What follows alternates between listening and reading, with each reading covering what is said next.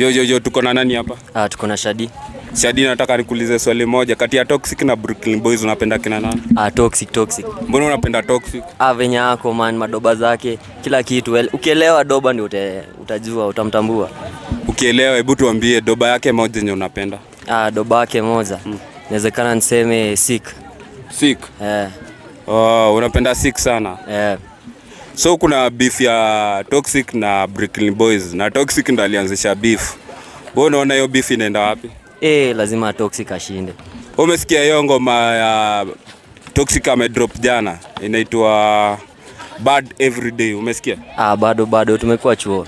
Nasikia my schooler huko watu mneti wanasema my schooler ndo wanapenda Toxic na wakirudi home Toxic atakuwa number 1. Ni ukweli ama uongo? Ukweli. My schooler mnapenda Toxic sana? Uliza hadi hao hapa. Uko chuo gani? Concord. Hebu ambia Toxic kitu. Toxic man, endelea hivyo. Kadi ni kudisi. Lazima mboka doba, unasema mboka doba. Yeah. Lazima ikuwe legal.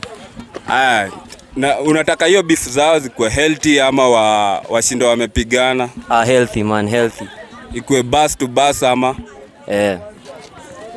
Ambia kitu Toxic, jueni fan wake. Unataka nimwambie? Si nimeshamwambia aendelee mboka doba lazima. Wazi.